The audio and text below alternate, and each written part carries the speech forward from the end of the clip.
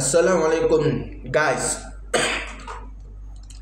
Akad Tuhan bagi akad ni supaya apa? Kita jaga, supaya kita fikir jangan masuk kok benda tak molek, jangan teh behel kok arok, jangan teh behel pekodo, jangan teh apa ni dengan makan ni, apa ni dengan dadah dan sebagainya, boleh sebab apa? Boleh menyebabkan kaki kita ni rosak. Jangan jaga diri kita ni daripada yang boleh merosakkan.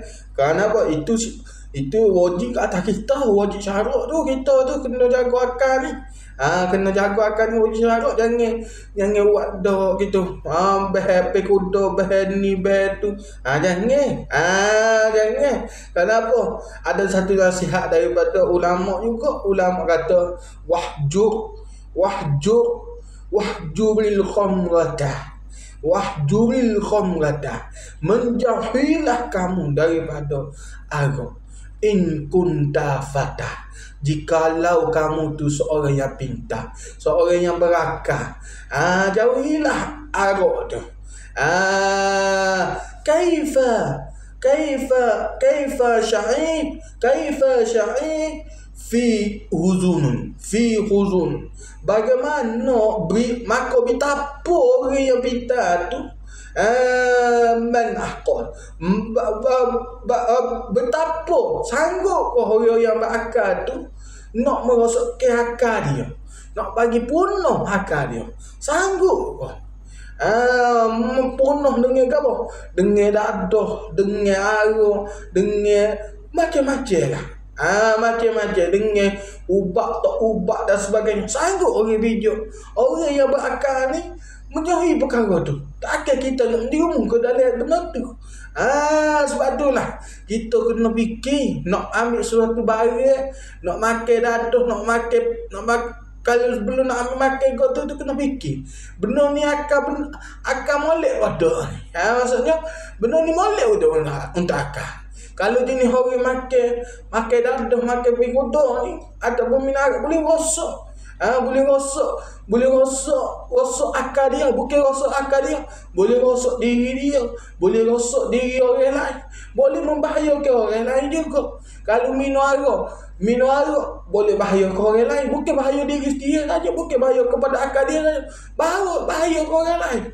Misal naik kereta, lepas daripada minum arak, naik kereta tu huyuhaya, nampak jalan sebenar sohaluan, kita pergi nampak 3 jalan. Kita teh behel tu.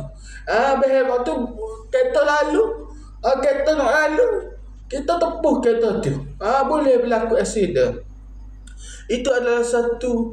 Sebab itulah kita kena jaga akal kita. Akal ni setiap orang satu akal. Setiap manusia ni kena satu akal, kena jaga molek.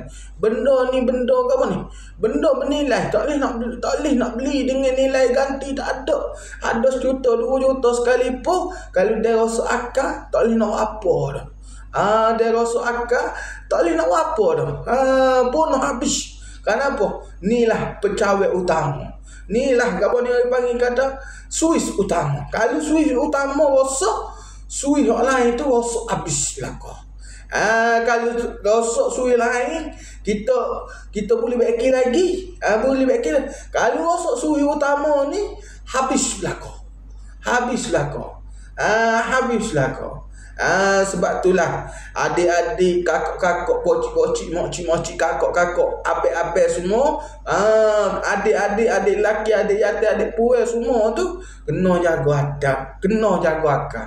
Jangan rosak, jangan punah. Jaga akal. Nak jaga akal ni kena mari mengaji, kena tu.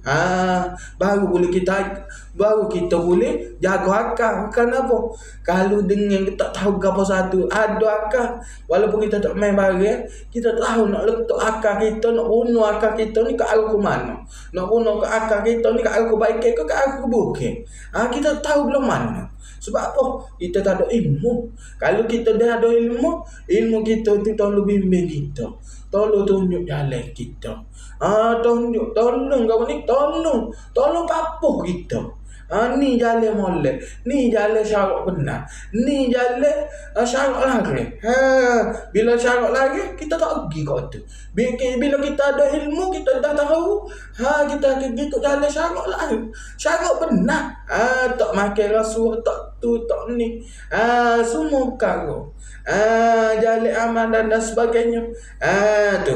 Itu saja untuk pada kali ini. Semoga bermanfaat. Assalamualaikum, Papa Roger.